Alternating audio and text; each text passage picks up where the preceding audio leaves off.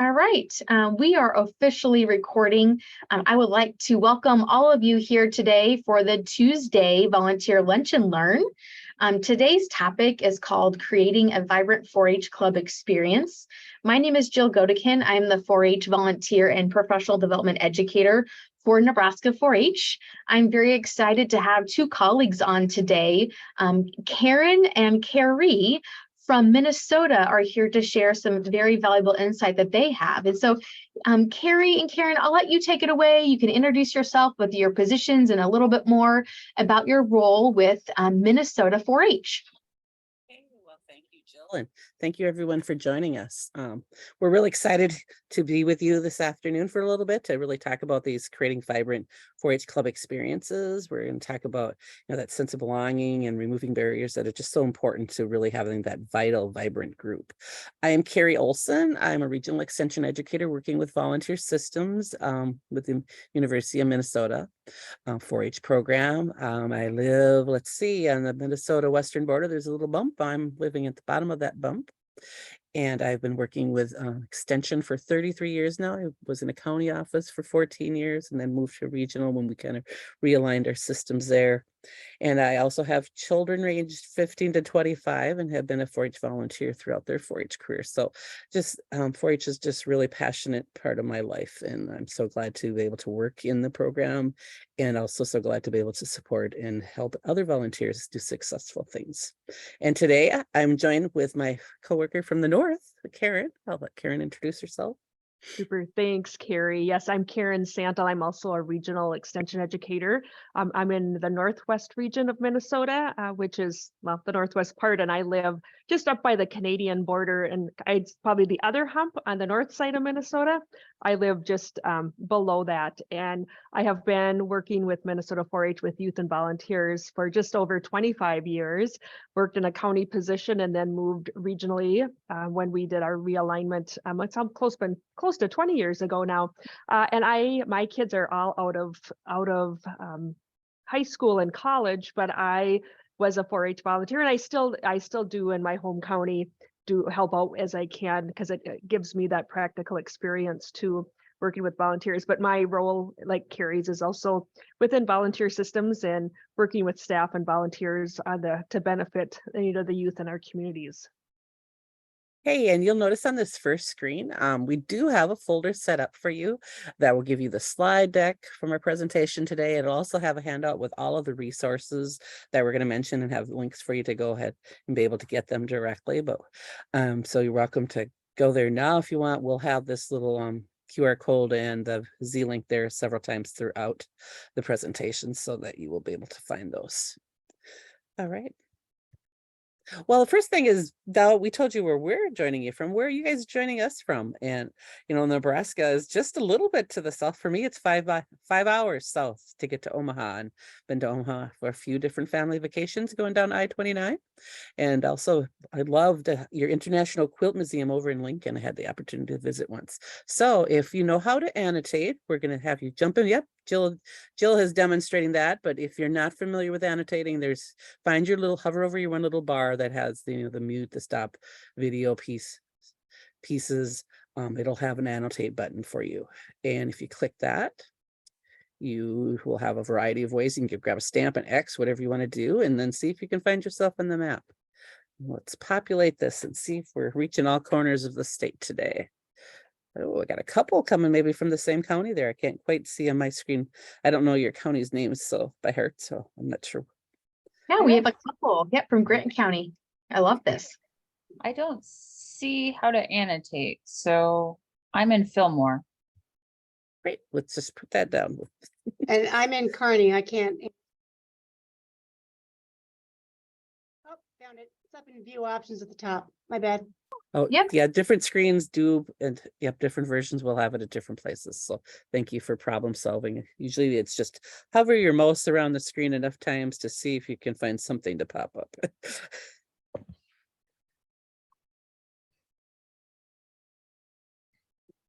And I'm grabbing a few that are saying that they have in the chat where they're from, and I'm just marking for them.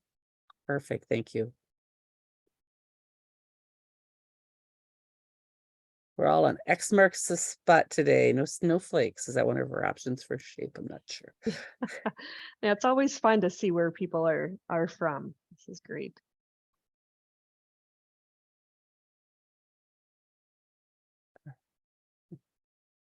Are we thinking we've maybe got everybody in there? Have we seen a new mark lately? Yeah, I think this is mostly everyone. All right. Okay, then we'll get going here. So our objectives, like we said, we want to introduce to you the idea or help you further think about healthy, thriving youth groups. We'll talk a little bit about the value of belonging and really try to understand or identify some of those barriers around each of the different components that we visit with. And our most important piece throughout the day is to share ideas to support those vibrant youth groups. And we know that while Karen and I are facilitating, we know we're surrounded with a wealth of knowledge in the room today or on the screen today in our shared space with your experiences as a volunteer. So throughout our session today, we'll be asking you to participate in what we call waterfall chats. It's just typing an idea in the chat box, but kind of typing it all at the same time. So we just have this random amount of ideas coming through. And sometimes if we all come up with an idea at the same time, we're not waiting to judge our idea based on somebody else's idea. You know, we just plug them in there. So can everybody find the chat box? I'm assuming everybody would be able to find that one.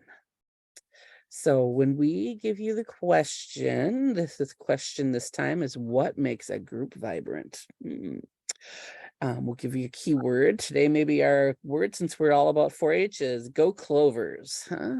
And when I say that word, I'll have you all type in the chat box and we'll see what comes up. So try not to wait for somebody else's idea, but if once you put your first idea in, and if you get some more ideas, you're welcome to add more to the chat box. All right, so you've got the idea. It's what makes a group vibrant.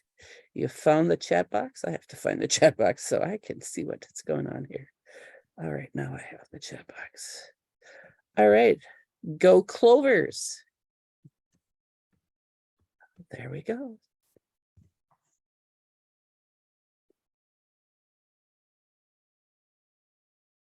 I love this. Participate. Yeah. Oh, walking around, getting kids up, showing up, being active, teamwork. Thank you, Jamie. You said working together. Yep, when we talk about that club experience. Hopeful energy. All right.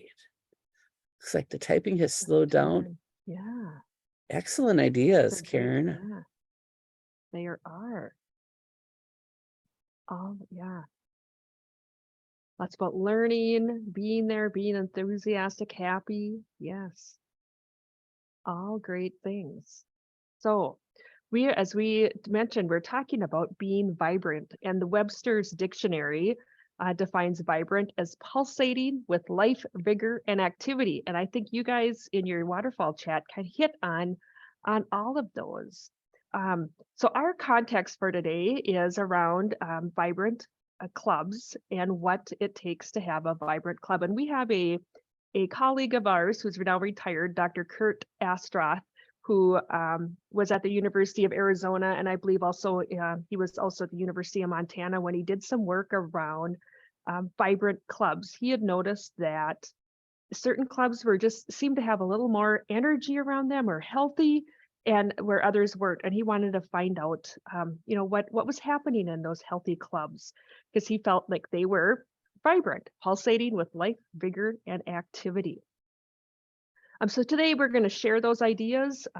We're going to give you some context, and then we'll also do some, we'll do some more waterfall chats because we know, as Carrie said, we are not experts in this.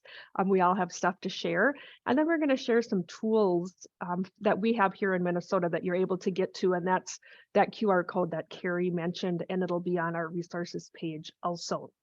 So let's go to the next slide, Carrie, and I'm gonna start off with the first set of characteristics. There are 8 characteristics that he defined as, what these are characteristics of a vibrant club, and we've combined them. The first one is a safe and supportive environment. What does that mean? And the first one under what is a safe and supportive environment is that those clubs are concerned with weaning, not winning. So they are about their kid focused. They're about the kids and what they're learning. They help kids develop independence, and that they just adults guide. And so the kids feel like this club is their own, and they get to make the decisions, and they just have this sense of belonging, and that this club is theirs. And then the next one is that they support each other, whether it is doesn't matter what it is. They celebrate small wins or celebrate successes, and they celebrate everybody's successes, not just one person's. And they also celebrate as a full club. They give specific feedback about what is happening. It's not just good job, but it's good job. You really learned about XYZ or whatever it might be. And then also with the opposite of that we don't hear discouraging comments. It's always about growth and what did you learn if you make mistakes? What can we do different next time, or what did we learn? And then the last one in safe and supportive environments is that they use mentoring to bring newcomers into the group. They create this welcoming environment with both the youth and adults in the club. They help them make everybody feel welcome. They want to hear what everybody has to say and share. A lot of times buddy systems were used in these clubs to really bring new families and younger youth along in the process with our 4-H. So with that, we have our next chat. So if you think about this, don't hit enter until I say, was it golden clovers or clover? I can't remember what you said. Go Karen. Clovers. Go Clovers, thank you. So when you think about with the things that I described, are there things that your club does to create a safe and supportive environment? So type something in the box. We'll give you a couple seconds to think. And then I'm going to say, go Clover. And now I got to find my chat box.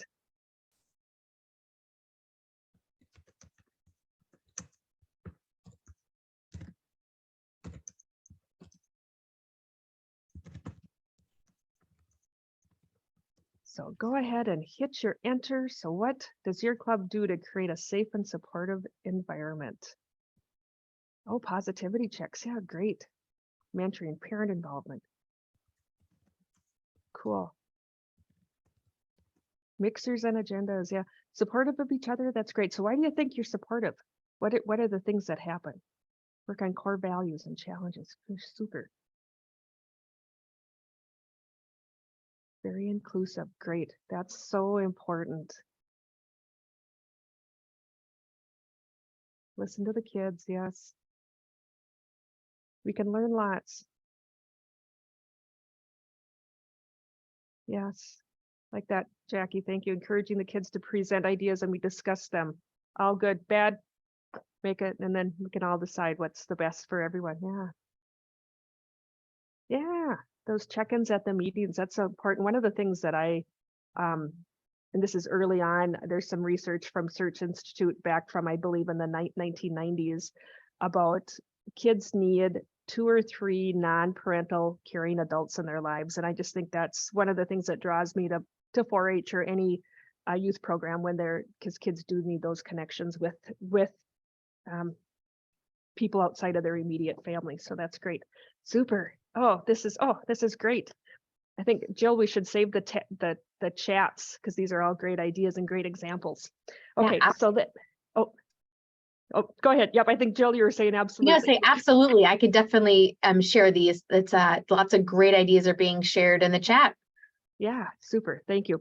And then I'm going to move us on to the next slide, which is the resources that we have here in Minnesota that kind of tie along with being supportive, that welcoming environment.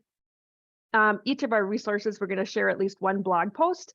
I happen to have wrote this one because it was kind of self promotion here, but how to make youth feel like that you belong in the program. And it really goes to talking about developmental relationships and how important they are. And that's research is from the Search Institute, which is based here in Minnesota, but they have great youth development research.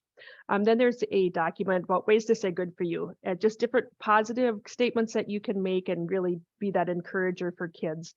And then the last two resources that we have available, they're about welcoming new families. The first one, which is, I'm gonna move my screen, that welcoming new families is kind of if you have a special activity just for new families and our experienced families, and some activities to do with them to kind of get them to know your club and even a little bit beyond the club. And then the welcoming and supporting new families is a little more in-depth mentoring program where you can have a one-on-one conversation and just a guide for some of those conversations throughout the year. So those are resources around supportive and safe environments.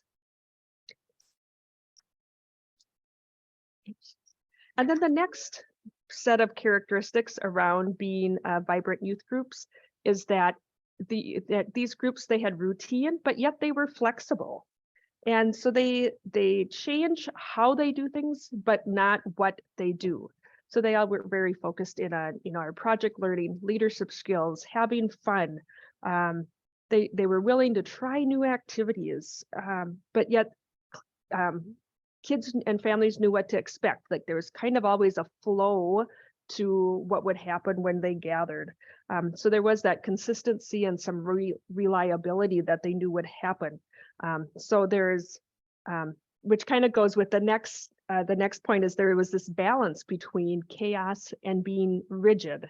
And it's kind of a fine line, and it has to do with, sometimes our personalities too, but that seemed like vibrant clubs. They were able to adapt, if something didn't quite go the way it would, or something, fell through, or there was a new opportunity, they just kind of ran with it. They were able to do that. They were able to deal with it and to move on. And so in being an ineffective group, they just were devastated by change. They just like, oh, the world was crashing in on them if things didn't go the way they felt it should, or if something new they couldn't deal with that. So having that balance of being accepting of just and kind of roll with it and do the best that we can with whatever we're given is one of the characteristics of a vibrant youth group. So the next slide is a super chat, waterfall chat. So if you think about your club, are there things that that make you consistent and reliable, but yet flexible? And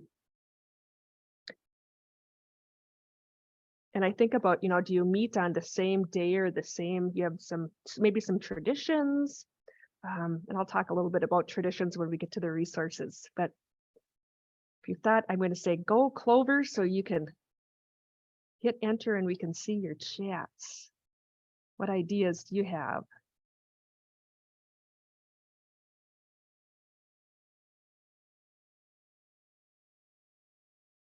We change date if needed. Yep.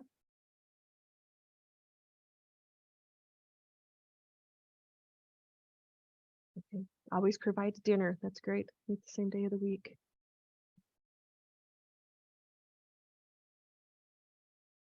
How about, okay, schedule is a big one. Scheduling, I'm just getting everybody's schedule so they can attend. It is that we're all so busy.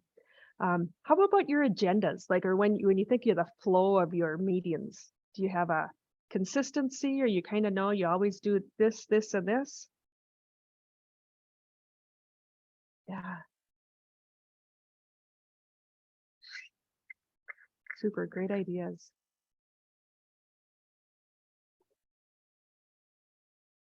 Okay, yep, plan so they can plan ahead. Thanks, Christina. I always include fun. Yep, good. But we follow the structure. Super. Yep. So everybody kind of knows that flow. Super. Thank you guys for sharing. So on the next slide are a couple of resources.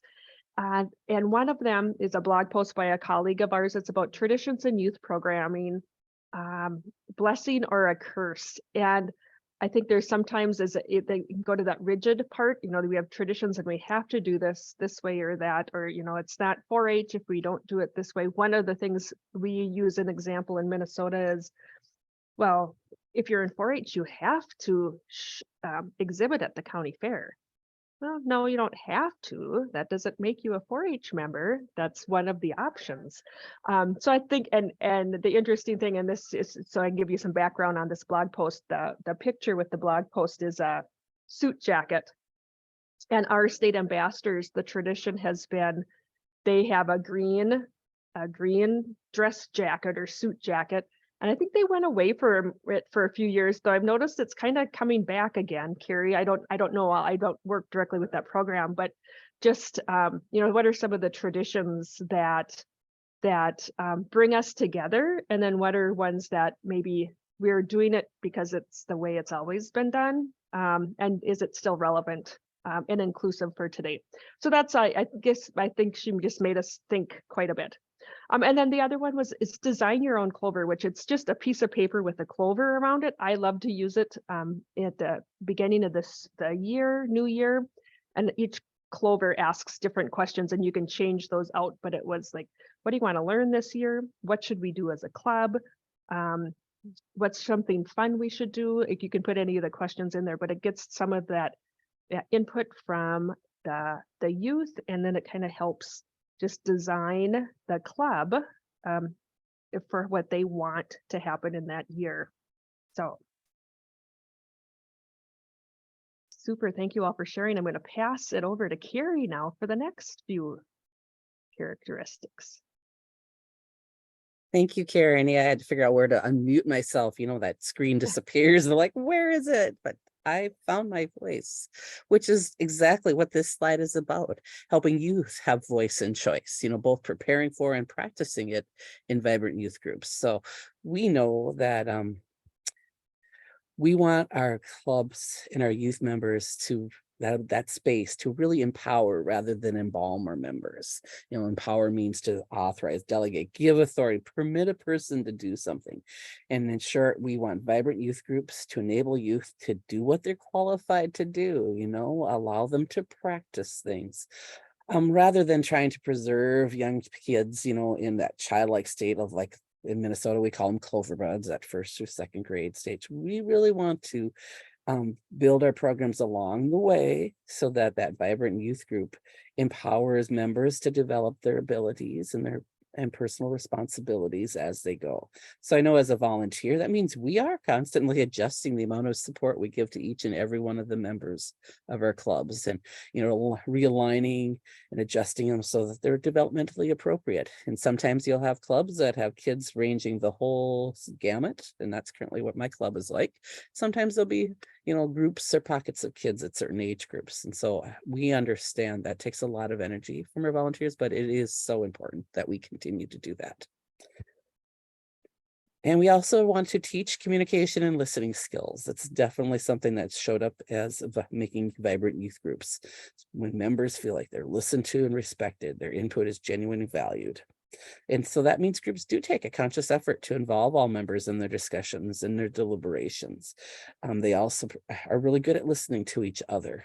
And they view communication and leadership as a two-way process. And it's a process that goes with adults and youth together. So we're all being very respectful for each other. And I know as that volunteer role, where our barriers is what happens when we have that young person who's maybe not comfortable yet. How do we make sure that we get their voice out? Or maybe there's a quiet person who doesn't really like to jump in and throw their ideas. Or as I reflect on myself, I'm a reflective person. So I always like to hear things first and think about it a little bit before I contribute to the party. And so And then sometimes we have that the opposite extreme, that overly bubbly, loud, energetic youth that's always contributing. And how do we help them also allow and listen to others? And the last area in this one is just taking time for training. And this includes both a formal organized training, but it's also the informal teachable moments that happen along the way, and that we incorporate reflection so that we can learn from them. And so we want youth and adults to be equal partners in this process of planning, implementation, and evaluation. The key that they found is that this training is vibrant. Whatever it is, it's a vibrant opportunity together. It results from consistent efforts to create, maintain, occasionally restore conditions so that we're having a real effective learning environment. And so as volunteers, really encouraging you to think about low cost, simple experiences, as well as those occasional, more complex experiences. So time for a waterfall again. How do you create youth voice and choice in that club environment? So go ahead, type in your ideas in the chat box, see what you got. And then when I say the magic word, are we ready? Creating youth voice and choice in that club environment. All right, go Clover. Voting, yes. Club project. Yeah, we don't have a club project this year. We have in the past though. Yeah. Ideas and whiteboards. Yeah, so everybody can see it and reframe it. Yes. Elections, lots of opportunities to practice listening to each other there. Yes, youth driven, they make the motions, ideas, the vote. That's great. Input on trips and projects, listen to the kids' ideas. Oh, I think you guys definitely get this youth voice and choice. It looks like you've really been active in adding this to your club structures. Yeah, thank you.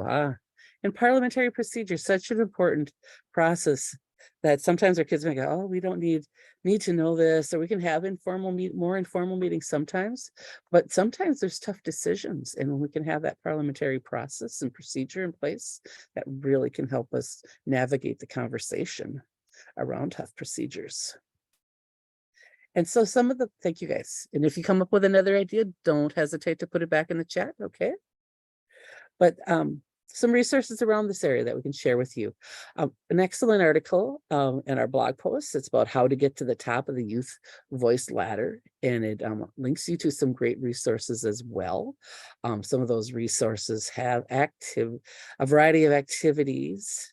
One's around quality, and a little more formally structured book resource, but then you'll notice there's 3 different little toolkits there. I like to say they're kind of like volunteer take and go type little handouts of like 20 activities a piece that you can put in your back pocket, or maybe your purse, and do some quick 10-minute lessons with your kids. The webpage, creating space for dialogue on difficult, important topics with youth. And I know Karen here, she has helped contribute to that webpage, but I really do appreciate it. It has some good tools around setting up for group agreements. It has some active listening basics in there, as well as a bunch of resources around facilitating conversations around maybe more complicated topic. Maybe there's something of concerning that happened in your community that is bothering the kids, and you really want to give them an opportunity to talk about it. There's some good tools there to help you do that. The decision making, getting voices heard, really is around different informal and more structured ways of voting, kind of, in a way, and getting ideas out and brainstorming and those type of pieces. And then the last one, Little Leadership Lessons, that has a series. I think there's about 8 10 to 20-minute activities that are just kind of allowing kids to practice leadership skills, practice listening to each other, and in a fun learning training environment. All right, thanks. The next topic, the last kind of area that frames those vibrant youth groups, is groups that take time to do with and for others. I talk too much and don't push the button, right? They work hard and play hard. They don't just meet to meet. When they come together, they're going to work hard and play hard. They find things like ski trips and weekend outings and roller skating parties, but they also are involved in community service projects and fundraisers, helping each other get their projects together for the fair, visiting, I think, that famous one of the sections of cleaning up the sections of the highway, or visiting the local nursing homes. Effective clubs really get involved and help youth develop an ethic of service to their community that really feel like that's an obligation and something that they're going to do. They value and practice service. Although community service is really key value to many youth groups, vibrant groups actively practice and really treasure that community service.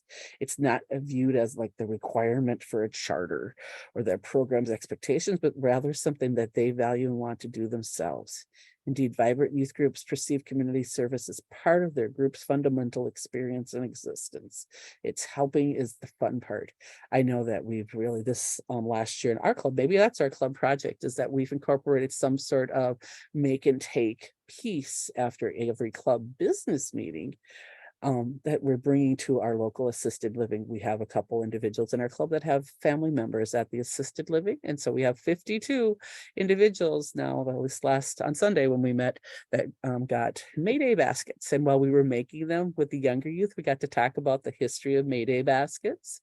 And then a lot, the group was talking about a couple of them had actually received Mayday baskets in the past, but they were really just enjoy that energy. They did all of the holidays, they've come up with something that they're going to bring. I think we started really simple back in October, which is a Halloween poster that they colored so everybody's door got a Halloween decoration. But really, the helping is fun. So thinking about that doing and helping, working hard, what does your club do to create opportunities to do with and for others? I'm expecting a lot here because I think we know this is really where 4-H clubs shine. Okay, ready, set, go, Clover. Blankets. Oh, I'd love to do blankets. It's like tie blankets or sewing blankets.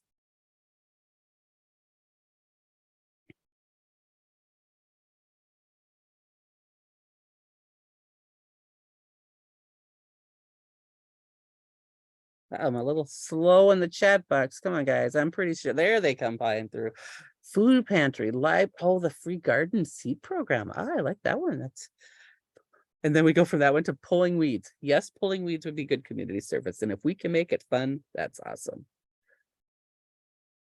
Kid power videos, teacher appreciation, community service, bingo, planting trees. Oh, a homeless vet shelter. Yeah. Birthday kits. Oh, that's a neat idea. QOV. I'm not sure. What is QOV? Because it showed up a couple times. Coats. Thank you, Quilts of Valor. Okay. Cleanups. Wow. See, I knew you guys were active. You were holding off for me a minute, but Children's Hospital cards, mailing them there. Yep. Homemade cards. Yes. You have a group out there that wants to sing? That's awesome. Or is willing to sing freely and uninhibited? That is awesome. I remember all these club songs growing up as a 4-H'er, but my kids don't appreciate those ones yet. Volunteer at a movie theater. Now that sounds like a cool place to volunteer. Is that like the cleanup beforehand and things like that, or afterhand, maybe? Oh, well, thank you guys. Wonderful, great. And please continue to share, add if you want. Some resources. Whoops, I clicked too far. There we go. Some resources we have for you there. Excellent blog around building connections through generosity. And then also another one around that social change agents. And sometimes it's just the little things in a community. Some people, I know I've heard some volunteers go, we don't want to deal with that big tough issue. But they're not all big tough issues. It can be, look at your community, what's of concern in your community. Project a couple years back was that our group they'd heard that there was some interest in starting a dog park, and then they looked around and realized they didn't have a dog park. We had several dog project members in our group, and so our group helped raise some funds and actually bought the funding for a gate and a sign for the dog park through some grants that we wrote and had access to. And it was, generated lots of great discussion on the kids and why it was a concern. Other pieces with this, sorry, I'm going off on my tangents. Planning a community service project, just a good old sheet reminding you some great prompting questions to help generate the ideas in practice. It's actually, practicing that youth voice from the kids. And then the last one is engaging youth in in the community. Well, it says physically apart. I really still like this document because it has things groups of youth can do individually or as a group. So, and like and still be a group project. So sometimes just having ideas is very beneficial. All right. Well, I think we've been having excellent chatting conversation here. You know, I know that you all appreciate that it does take a village to have vibrant youth groups, and a village where we need to effectively utilize the talents and skills of many adults and young people working together. We are all valued together. Today we shared a few ideas through our slides and the waterfall chats. You know, the idea about this is always how it's been done can sometimes prevent us as leaders from considering new opportunities to support a more vibrant club or program. And I really challenge you to not let that comment to get in the way of things that you want to try with the groups that you support. You know, we need to be skilled at continually reviewing, adjusting, aligning, you know, the club experience and activities to meet our members where they're at, developmentally, socially, mentally, physically. And we recognize that does take a lot of work as our volunteer parts, and appreciate that you're all able to join us today to think about that. We hope maybe you had a few more ideas about overcoming, you know, some of the things that get in the way from doing these pieces. And I don't know, are there some barriers that anybody wants to put a barrier in the chat or unmute this? You know, this is, I love this idea, but this is my thing that stops me sometimes, and maybe we can brainstorm together. I don't know if we have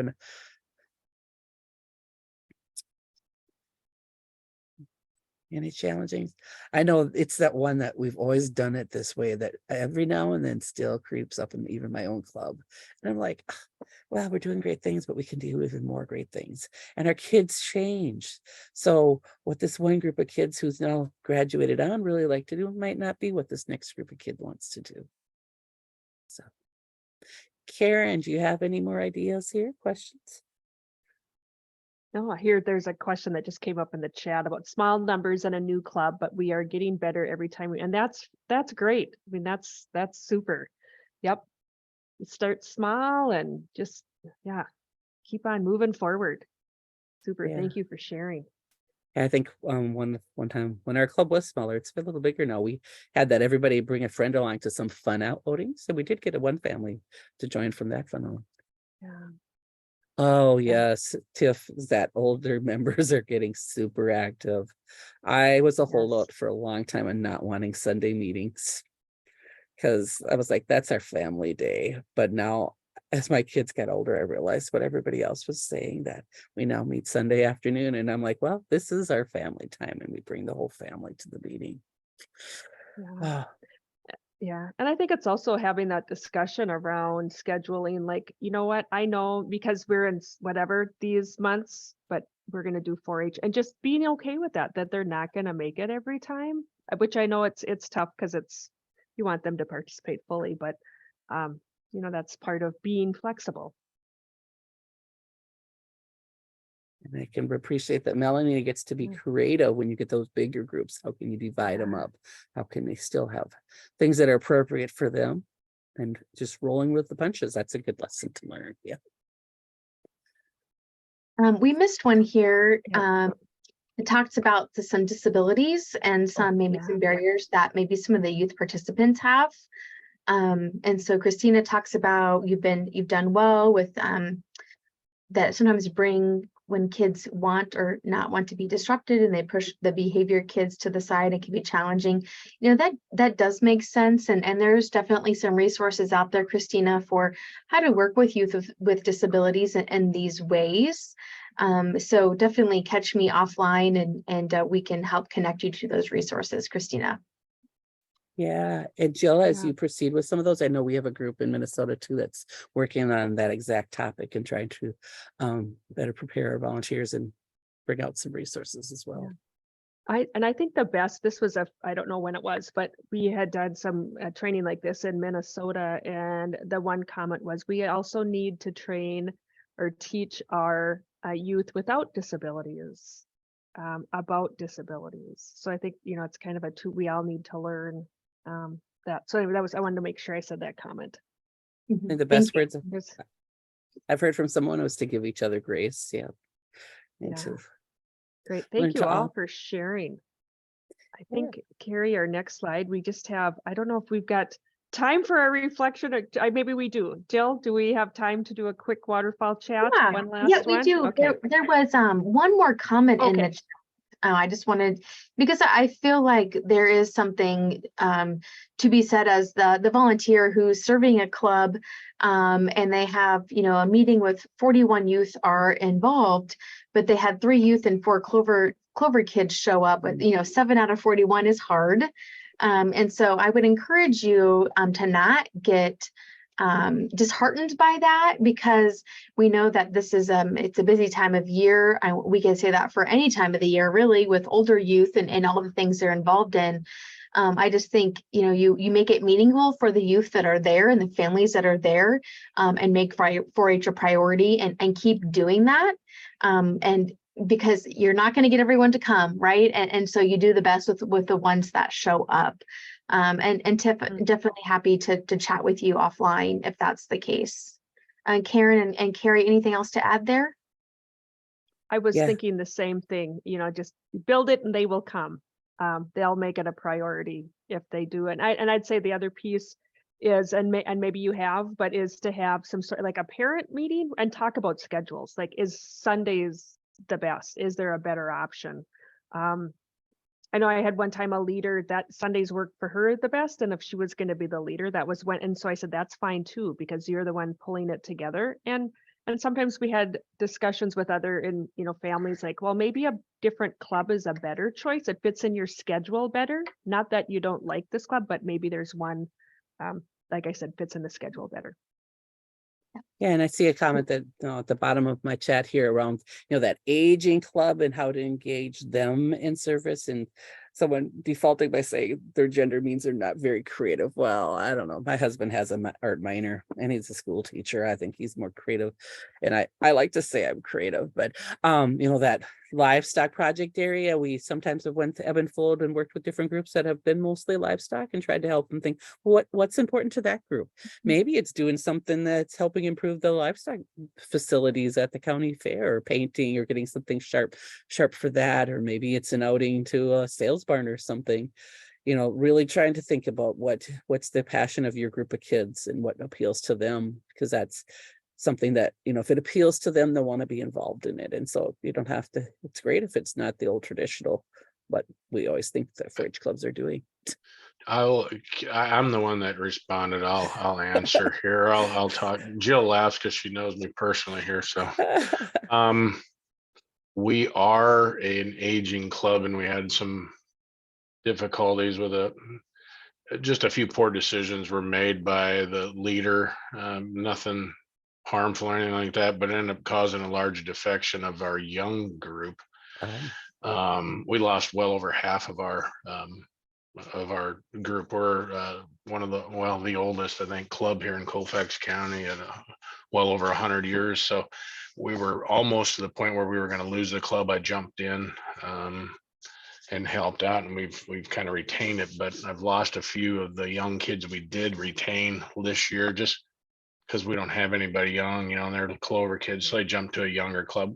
I had no issues with that, but it's, you know, I brought it up to our parents and stuff, and it's like, how can we got to try to recruit, we got to try to bring people in.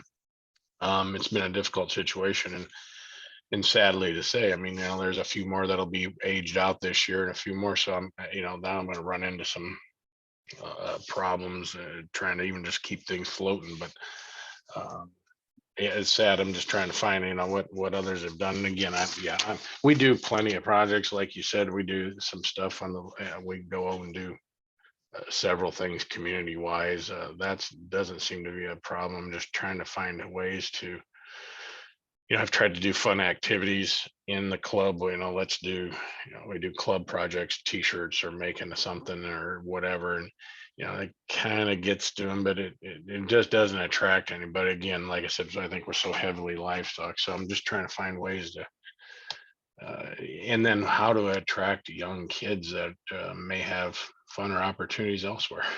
Right. Yeah. Thank you. I so appreciate your giving your voice to those concerns. concerns. Everything does ebb and flow. And it sounds like you're still keeping that group active in those older opportunities. So still being out in the community. And I think doing that will also ensure that the community sees your presence and will still know that you're existing. And there's going to be a younger livestock interested perhaps person coming up that might be interested in hanging out with your bigger kids in that mentoring opportunity. I know Karen mentioned some mentoring families together. I know my son who's 15. We have another family that their oldest is 15 and they have a little guy that was like 6 years older than her. He used to come back from some club meetings a couple years back. Like, Mom, I am so tired of dragging the kid on my leg. He comes and grabs my leg and I have to walk with him. And I go, well, just smile that he really looks up to you. And with that family, and then that was the only little kid in our club for a while, and now that little kid is now like a 6th grader maybe, and has a couple of his buddies that have jumped in board. So maybe we don't have a lot of the younger ones, and that's okay, as long as you keep being open. That's what you can do, is keep being open to others, inviting people along. Yeah, absolutely. I think something else, a lot of you I know are on social media because I'm friends with you there.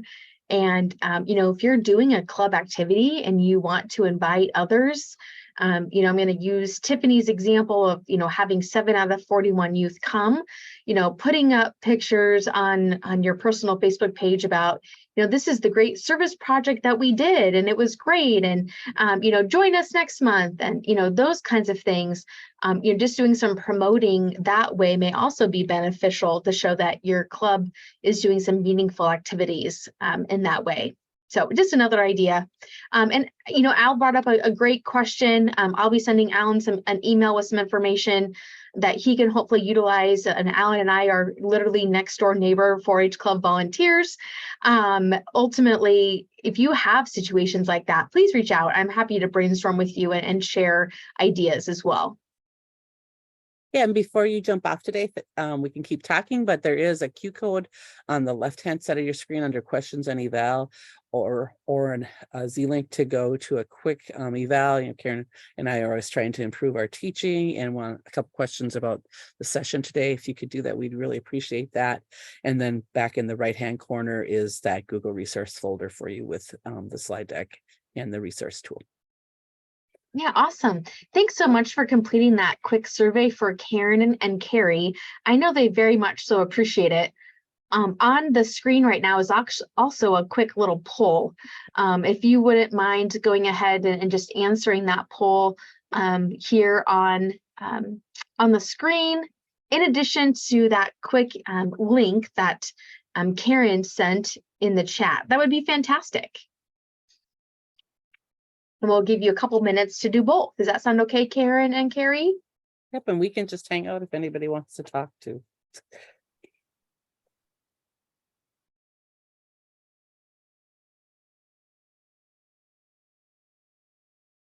Fantastic. I'm going to go ahead and stop the recording for today. At this time, I would